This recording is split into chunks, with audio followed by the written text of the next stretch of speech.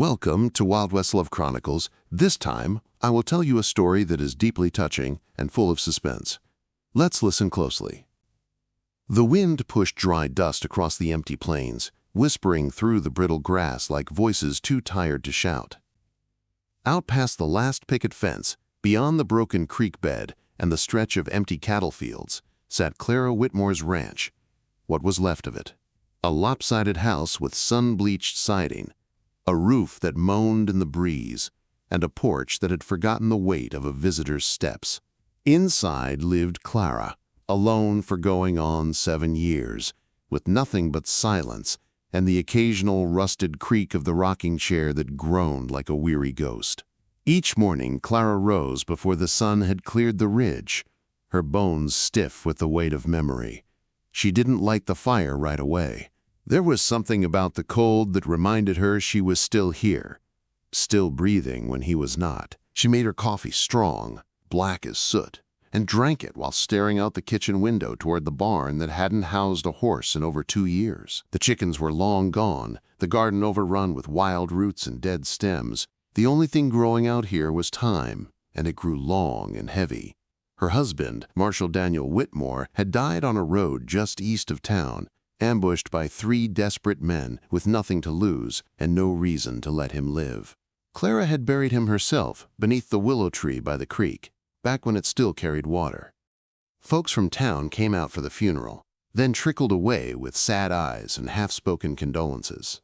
After that, they left her alone. That suited her fine. But loneliness wasn't silence. It was a noise you felt instead of heard. It rang through the rafters at night and curled around her ankles like fog when she walked from room to room. She lived with it like one lives with a limp, something you stop noticing until it flares up again. The day she went to town began like any other. The pantry was bare, the flour barrel scraped empty. Even her tobacco tin was down to the last pinch. She hitched her mule to the wagon, dressed in the black she always wore, and rode the 2 hours into Dryfield Hollow with the sun behind her and the wind in her face. Dryfield hadn't changed much. A few new faces wandered the boardwalks. The saloon had a new window, but the same old drunks leaned on the railing. Children played by the well, their laughter sharp against the low murmur of grown-up business. The postmaster tipped his hat. The blacksmith nodded, but most just watched her out of the corners of their eyes. Some still pitied her. Others feared the sorrow that clung to her like smoke. She ignored them all, pushing through the mercantile's creaky doors. Mrs. Fenley stood behind the counter, polite but wary, her smile tight as a thread. "Morning, Miss Whitmore." Clara nodded. "Just stocking up." She gathered what she needed with swift, practiced hands. Salt, flour, soap, lamp oil, and 2 tins of coffee. Her coin purse felt lighter with every item. She handed over the cash and packed everything herself, declining the offer of help. As she stepped back into the sunlight, the wind shifted. A noise caught her ear, a voice, low and rasping. "Fine stock here! Good workers! Clean hands!" Clara turned toward the sound. Just past the saloon, near the stables, a small crowd had gathered in loose, uncertain clumps. The voice belonged to a man standing on the bed of a weather-worn wagon. He held a whip coiled at his hip and wore a vest that had seen better decades. "Cyrus Dobbins," someone muttered. Clara recognized the name. A traveling trader. Livestock, tools, and sometimes children. He claimed to rescue them from worse fates. Others claimed he just made them worse. Tied to the side of the wagon were 2 small figures. Their hands were bound in front with rough hemp rope, and sacks were tied over their heads. They stood still as statues, shoulders slumped, clothes hanging loose off thin frames. One looked slightly taller, perhaps 10. The other could have been no older than 6.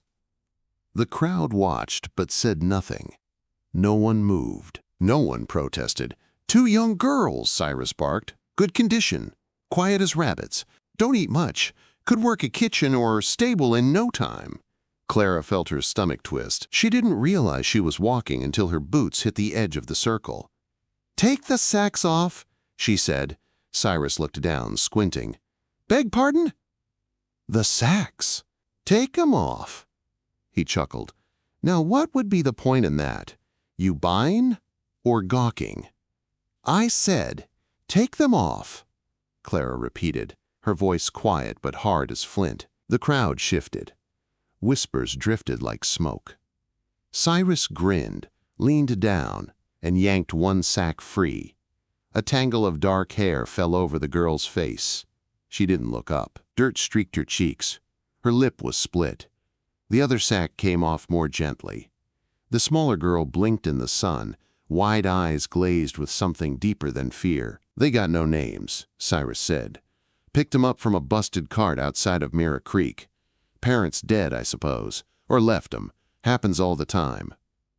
Clara looked at the girls. Neither flinched. Neither cried. How much? She asked. Cyrus blinked, surprised. You serious? How much? He scratched his chin. Well, they ain't prime age, but I'll do both for 25 silver. Clara's hands trembled as she reached into her satchel. Her mind screamed at her. This was foolish, dangerous. She couldn't afford this. What would she do with them? But something inside her moved like a long, dormant river. A rusted wheel groaned back to life. She handed him the silver. Cyrus grinned, untied the girls, and shoved them toward her like sacks of grain. All yours, lady. They stumbled forward, their steps uncertain. Clara knelt to their level. My name's Clara. I ain't gonna hurt you.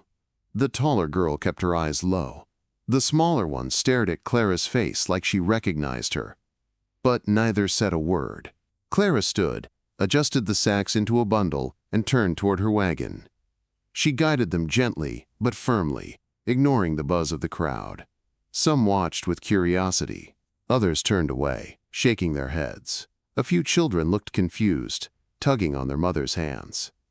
Is she gonna keep them? Why would she take them? Maybe she's gone mad. Clara heard every word, but none of them mattered. She settled the girls onto the wagon seat beside her.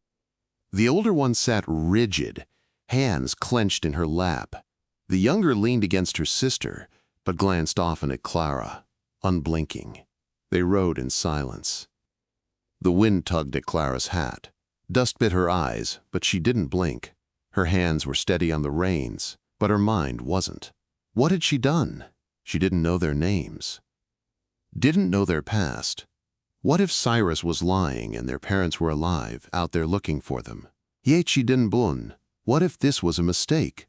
Yechi didn't bun. But when she glanced down, the younger girl was still looking up at her, quiet, calm, not pleading, not scared, just watching. And somewhere, buried deep beneath the layers of grief, something opened in Clara Whitmore's chest. A door she thought had sealed forever creaked open, just a crack. Enough to let in the scent of rain. By the time they reached the ranch, the sun had begun its descent. Clara helped them down from the wagon, led them into the house. The girls stepped lightly, their feet barely making sound on the floorboards. She showed them the small spare room, laid out 2 bedrolls, fetched a bowl of stew she'd made that morning and warmed it. They didn't eat right away. The older girl sniffed it, then nudged the bowl toward her sister, who took one cautious bite before devouring the rest. Clara sat at the table and watched. She didn't speak, neither did they. Night fell. Lamps burned low. Crickets whispered in the fields. The girls curled up on the floor instead of the beds. Clara tried to insist, but they wouldn't move. She sighed and let them be. In her own room, she stared at the ceiling for a long time. She had brought shadows into her home, 2 silent phantoms with hollow eyes and secrets buried in their bones. And yet, for the first time in years, Clara did not feel alone. She felt watched. But not by something cruel. By something waiting. Something familiar. And somewhere, far off in the dark, a memory stirred. A name nearly spoken. A song half remembered. The wind pushed gently against the window pane. Tomorrow, she would ask their names. Tonight, she would let them rest. The next morning, the air hung heavy with the scent of dew and dust. Clara Whitmore woke before the sun had crested the eastern ridge, just as she had every day since Daniel died. Only this time, the silence in her house wasn't the same. It wasn't hollow or echoing. It was cautious, full of breathing she couldn't claim as her own. She rose from bed, pulled her shawl around her shoulders, and stepped softly down the hall. The door to the spare room creaked slightly as she pushed it open. She found them exactly where she'd left them. Two small bodies curled beneath patchy quilts on the floor, pressed close together like fledglings huddling in a nest that wasn't theirs. They hadn't moved. The older one, still nameless in Clara's mind, had her arm wrapped protectively around the smaller girl. The little one's face peeked out just enough for Clara to see the faint smudge of dirt across her cheek, the way her eyelashes trembled with the rhythm of a dream. Clara didn't wake them. She just watched for a moment, trying to understand what it was she felt. Something unfamiliar. Not pity, not even curiosity. It was deeper. Back in the kitchen, she stoked the fire and brewed a pot of coffee. The kettle whistled quietly as the morning light began to creep across the floorboards. Outside, the mule paced the corral. A crow shrieked from the fence post. When she brought in 2 bowls of warm porridge, the girls were already awake, sitting up with backs pressed against the wall, hands in their laps. The older girl looked toward Clara with the same guarded eyes. The younger one blinked sleepily, then shifted her gaze to the bowls without speaking. "I warmed it for you," Clara said gently. "Not much, but it's something." She placed 1 bowl in front of each girl and crouched beside them. The older one didn't move.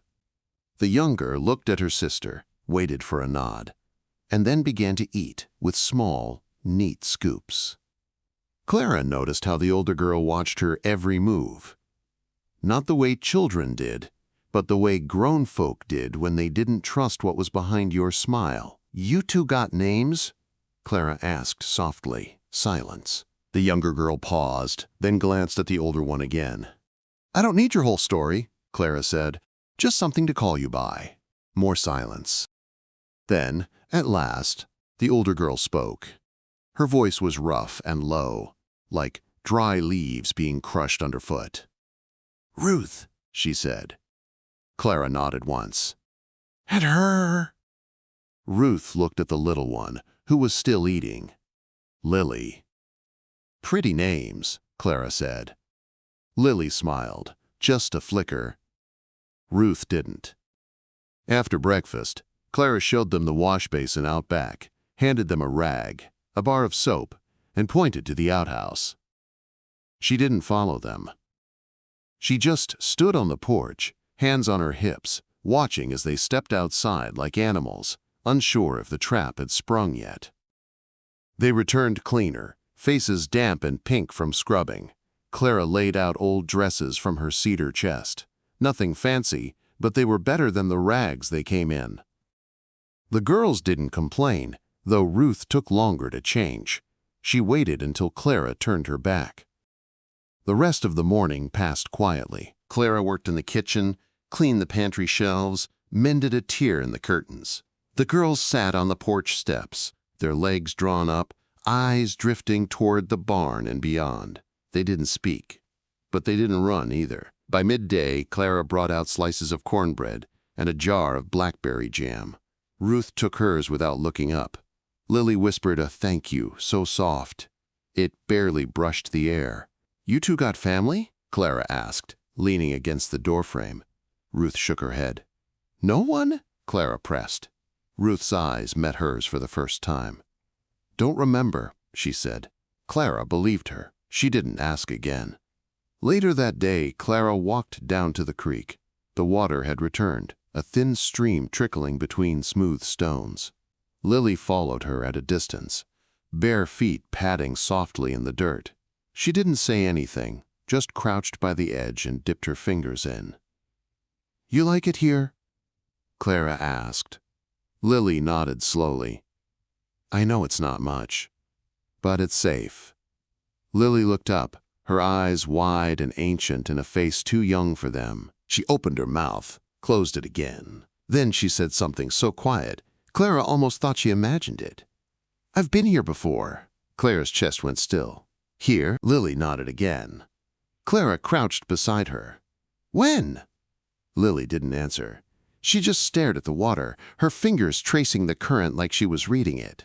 That night, after the girls had fallen asleep in the spare room, Clara sat by the fireplace with her knitting needles idle in her lap. She couldn't shake the weight of Lily's words.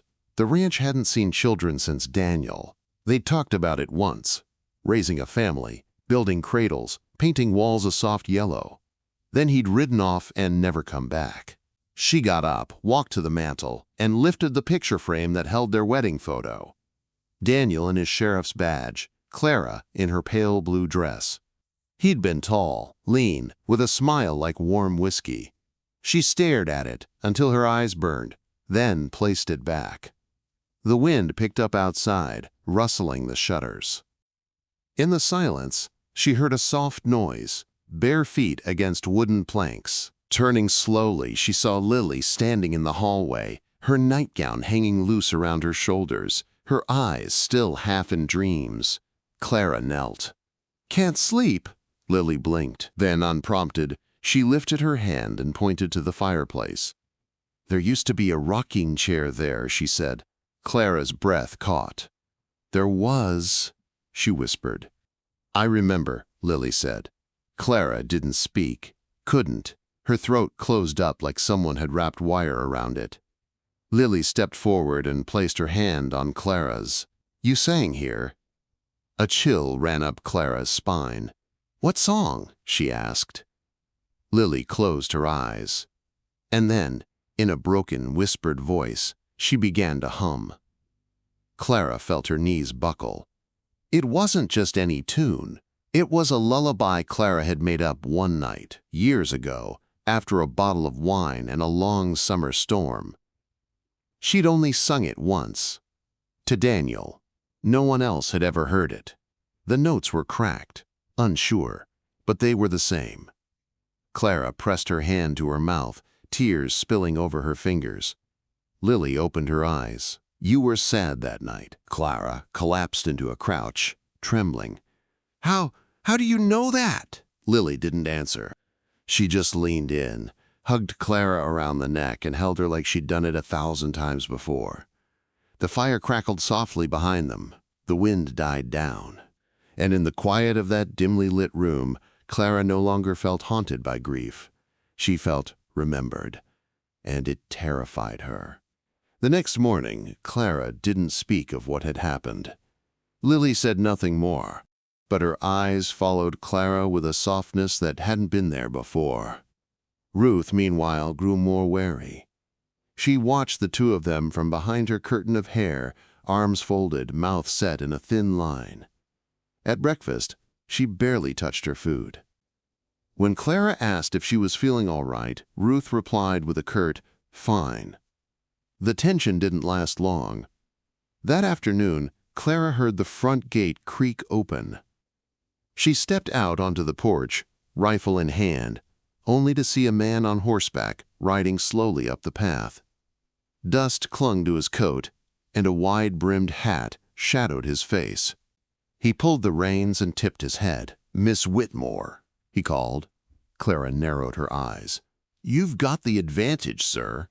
Name's Harland, deputy out of Fort Irwin. Heard you took in a couple girls from Cyrus Dobbins?" Clara didn't lower the rifle. "What of it?" "Just asking questions. Dobbins passed through our territory a week back. Lost a whole wagon of children to some bad folks. These girls might have been part of that. I paid for 'em. I don't doubt it, but someone else might be looking. And not kindly." Clara's grip tightened. "They're mine now." Harlan nodded slowly. "I'm not here to take 'em. Just keep an eye out, is all. Dobbins doesn't like losing property." "He can rot," Clara said. The deputy gave a small, sad smile. "He's not the type to go quietly." He turned his horse and rode off without another word.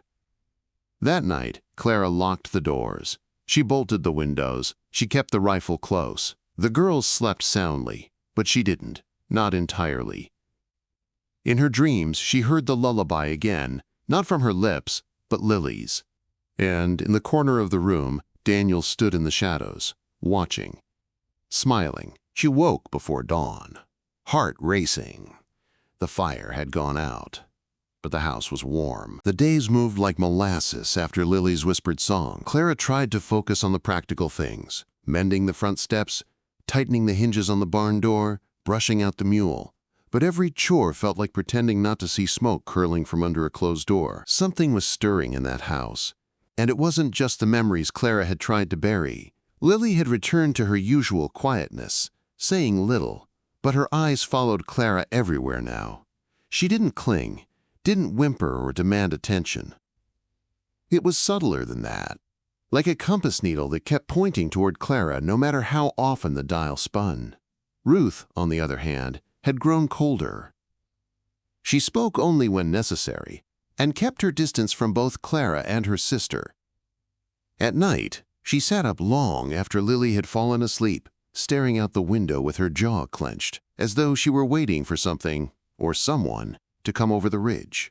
The memory of the deputy's visit lingered like a sour taste. Clara hadn't seen another rider since, but she caught herself checking the tree line more often, listening for hoofbeats beneath the rustle of the wind. She knew what men like Cyrus Dobbins were capable of. She also knew he wouldn't let two lost coins walk away without looking to reclaim them. It was the third evening after the deputy's warning that Clara found Lily kneeling near the old willow tree, her tiny hands scratching through the hard earth beneath its drooping branches. The sun had just begun to lower, spilling golden light across the field like honey. "You all right there, sugar?" Clara called, approaching with a cautious step. Lily didn't look up. "It's buried," she murmured. Clara paused. "What is?" "My locket." There was no hesitation in her voice, just quiet certainty. Clara stepped closer and saw that the girl had already dug a shallow hole about a foot wide. Her fingernails were caked in mud, and the dirt was packed into her palms. She kept digging, slow but steady, like she knew exactly how far down she had to go. Clara crouched beside her, heart thudding. "What kind of locket?" Lily looked up at her then, and for the first time in days, her expression broke open. There was no fear in her face, no hesitance, just something old and steady and full of sorrow. "It's yours," she said. Clara didn't move. Her throat tightened. "Yours and Daniel's." The name struck like a bell rung deep inside her chest. Lily reached further into the soil and suddenly paused. Her fingers brushed something hard. Clara leaned in as Lily pulled free a small metal chain, grimy with dirt and time. Attached to it was a round silver locket, dulled by years underground but unmistakable. Clara stared at it like she was looking at a ghost. She remembered it now, the day Daniel had given it to her. It was their 3rd anniversary.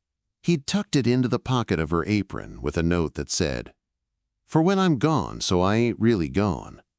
She'd worn it every day until the morning she buried him. Then she'd taken it off and placed it in a little tin, planning to keep it forever in the trunk under the bed. But the tin had gone missing not long after. She'd searched for days, then told herself it must have been misplaced in her grief or maybe stolen by a passerby during the funeral. She hadn't thought of it since. Her fingers trembled as she took the locket from Lily's hands. She rubbed away the dirt until the metal gleamed faintly. It clicked open with a familiar sound. Inside, 2 small sketches stared back. Daniel on the left, Clara on the right. It was hers. There was no doubt. "How?" she began, but the question dissolved before it reached her tongue. Lily didn't answer. She simply stood up, wiped her hands on her dress, and looked Clara dead in the eye. "You buried it here when you were sad," she said. Clara sat back, stunned. "I was only 8, Lily added, "but I remember you crying." Clara couldn't breathe. She watched Lily walk away, back toward the house. The setting sun caught the child's silhouette, casting it long across the grass, and for a moment Clara couldn't tell if she was watching Lily or something much older wearing her shape. That night, Clara couldn't sleep. She sat at the kitchen table, the locket resting in her palm, a cup of cold coffee untouched by her elbow. A dozen thoughts raced through her head. questions she couldn't speak aloud, fears she didn't have the courage to name. Was this child a spirit? A messenger? Something else? Or was grief finally unraveling her mind? April? Ruth found her there just after midnight.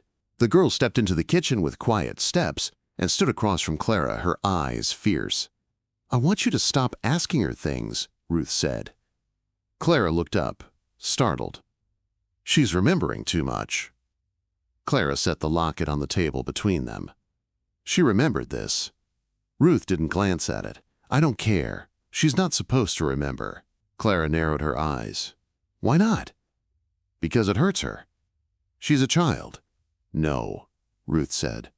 "She's not." Clara stood slowly. "Then what is she?" Ruth didn't answer right away. She looked toward the window, where the dark pressed against the panes like a held breath. "I don't know," she admitted. "But I know she dreams of places we've never been.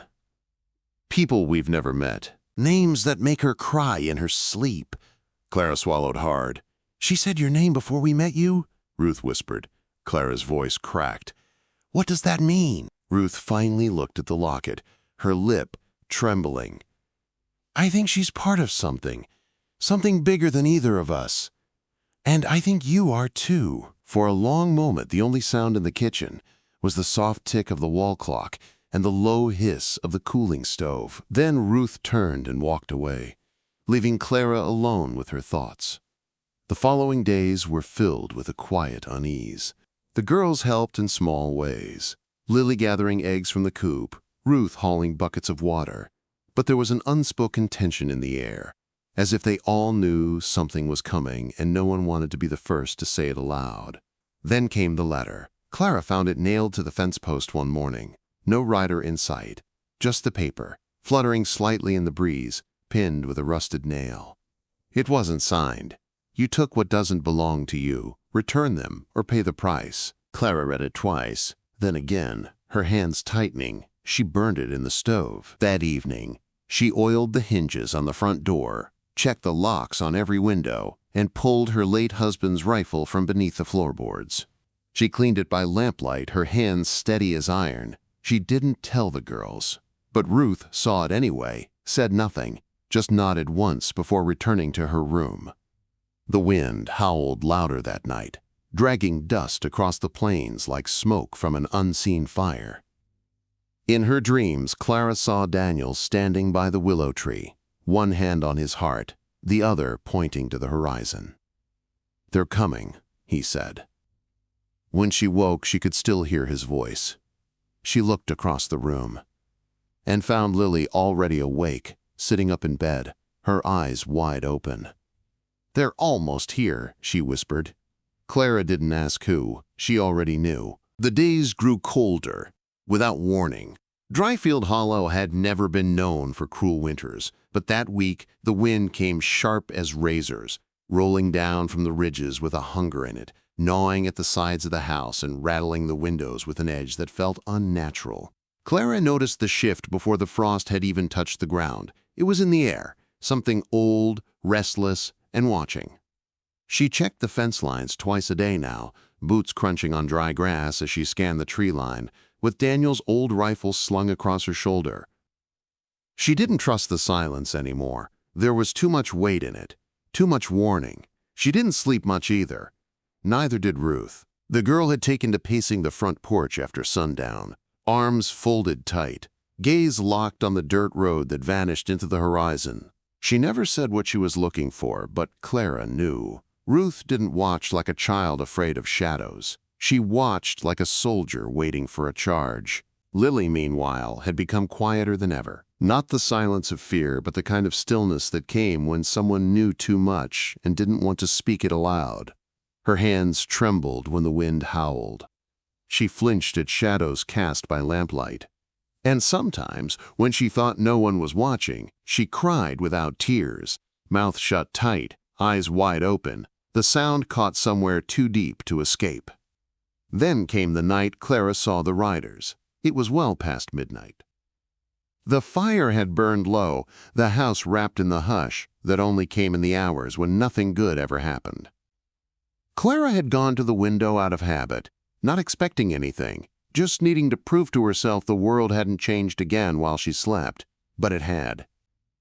Far out, at the edge of the hills where the land sloped into shadow, 6 riders stood motionless on horseback. They were too far to see clearly, just dark silhouettes against a sky washed in pale moonlight. No torches, no noise, just still figures, lined up like sentries.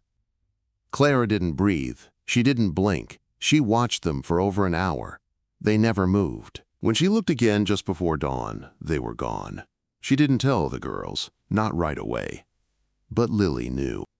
When Clara turned from the window, Lily was standing in the hallway, barefoot, her nightgown clinging to her ankles. "They found us," Lily whispered. Clara walked to her, knelt down, held her by the shoulders. "Who are they?"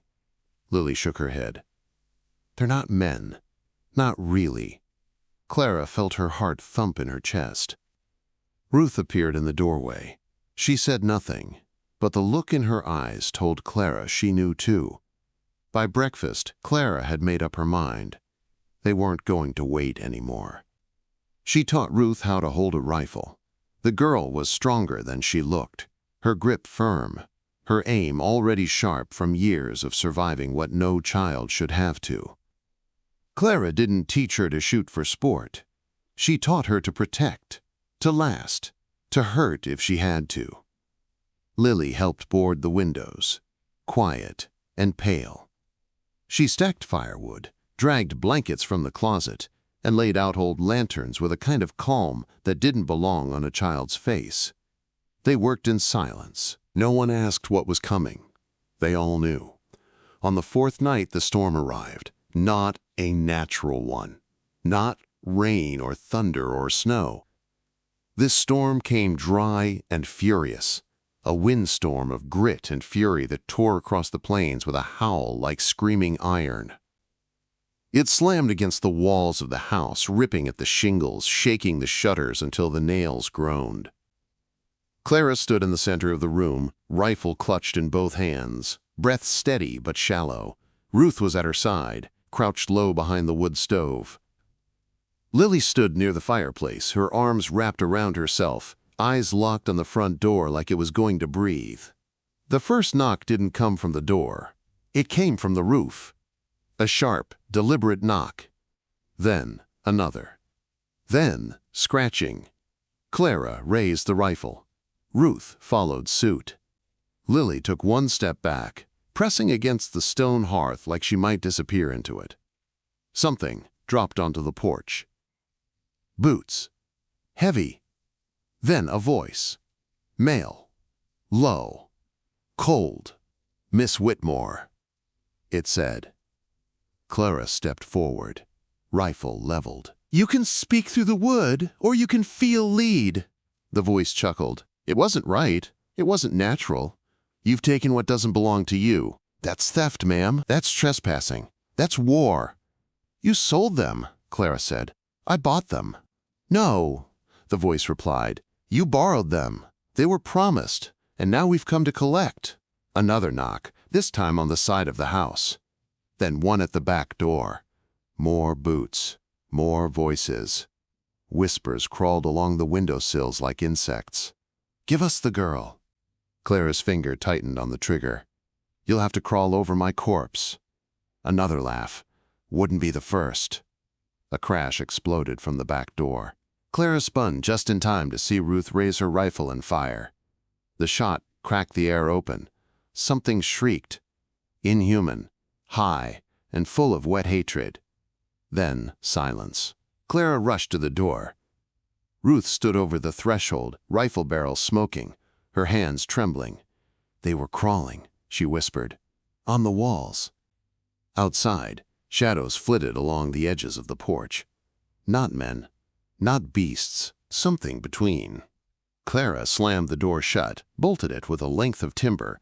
Then Lily screamed. Clara turned. The child was in the center of the room, eyes rolled back, mouth open, fingers clenched into claws at her sides. Her body lifted 2 inches off the floor. A gale of wind erupted inside the room, tossing lamps, tearing at curtains. Clara ran to her. "Lily, The child's voice came out wrong, doubled, deeper, as if layered with something ancient. "They want the rest." "What rest?" Clara cried. "They think I'm the key." "To what?" "To waking the one beneath." Clara didn't understand. She didn't want to. She held Lily close, grounding her body, wrapping her arms around the girl as the wind began to slow. Lily collapsed against her chest, sweat streaming from her brow, breath ragged. Then, silence. Clara looked around. The windows were shattered. The lanterns were dark. The wind outside had stopped completely. She rose slowly, Lily limp in her arms. Ruth walked over, blood smeared across her sleeve, her face pale but resolved. Outside, nothing moved. No riders, no whispers, no monsters, only silence. But Clara didn't trust it. Not anymore. She laid Lily on the couch, covered her with a quilt, then sat on the edge of the hearth, rifle across her lap. Ruth sat beside her. Neither spoke. They waited for the sun. When it came, it was weak and gray, struggling to rise above a sky still sick with dust. But it rose all the same. And the riders were gone. That morning, Clara stepped out onto the porch, boots crunching against shattered glass and broken wood. She looked toward the horizon and saw nothing but open land. The calm after the storm wasn't peace. It was pause. The next battle was coming. But for now, they had survived. The sun came weak and slow that morning, as if unsure whether it was welcome. It stretched pale arms across the plains, touching the torn earth, the shattered porch. The blood smeared into the cracks between the floorboards. A stillness blanketed the ranch, but not the kind that soothed. This silence had weight, the kind that settles after screams, after struggle, the kind that waits. Clara Whitmore sat on the edge of her ruined porch, Daniel's rifle across her knees, one boot tapping restlessly against the broken plank beneath her heel. Her hands were raw from splinters and recoil. Her body ached in places she hadn't felt in years. But none of that mattered. The girls were alive. That was all that counted now. Behind her, the house stood cracked and weary but standing.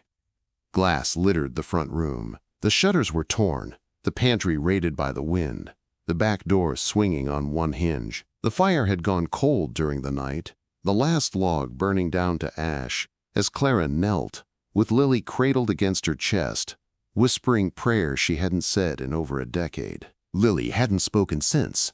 Ruth moved through the wreckage like a ghost, gathering what could be salvaged. She said little, her mouth set in a hard line, her shoulders drawn tight, with something Clara could no longer call just fear. There was rage in her now, a kind of fire that Clara recognized. They spent the morning cleaning what they could, boarding what they couldn't. Clara made a weak stew from a jar of preserved beans and old root vegetables. She sat Lily at the table, spooned broth gently into her mouth when she didn't move to take it herself. The child swallowed, but her eyes never blinked. By sundown, the air had begun to shift again, not with wind or weather, but with clarity. It came first in Clara's bones. A deep hum in her ribs, like the earth had begun to breathe beneath her.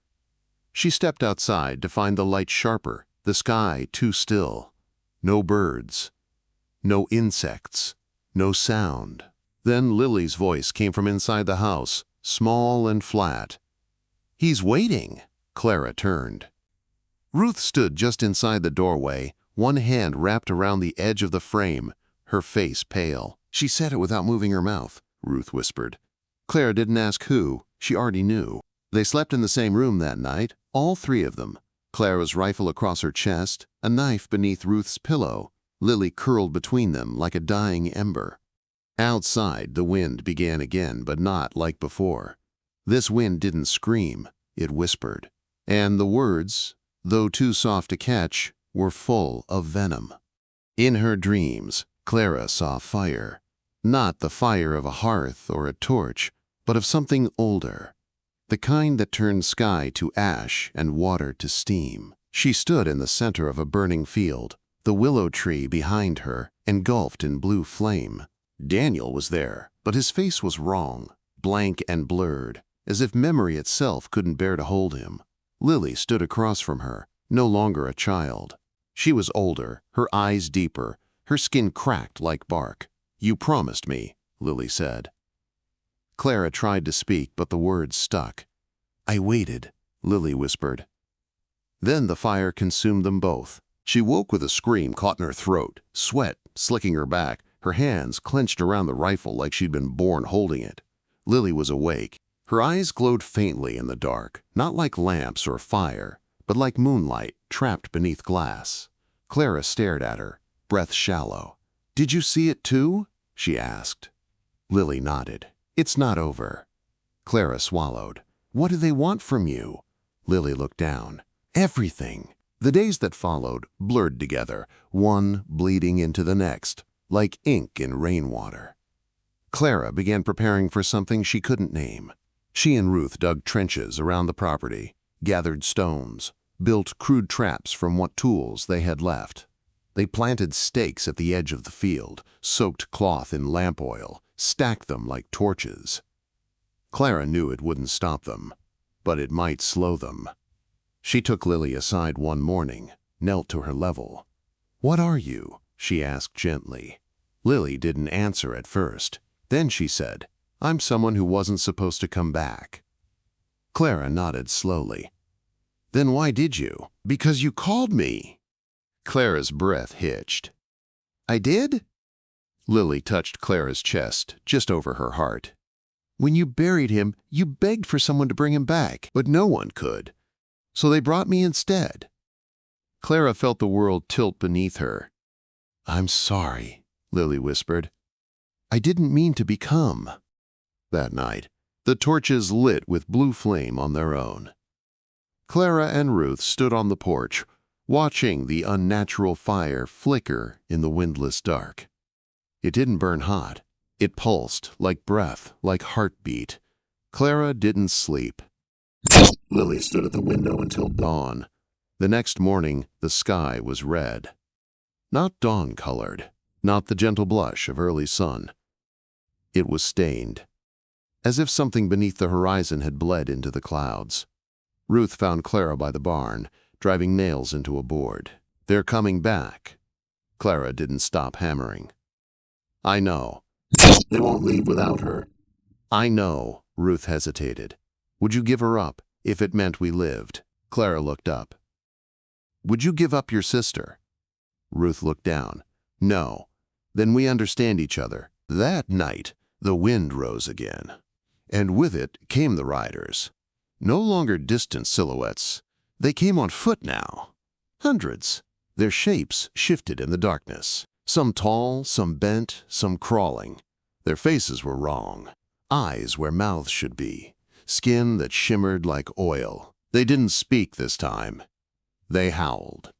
Lily stood at the front door, her hands open at her sides. Clara knelt beside her.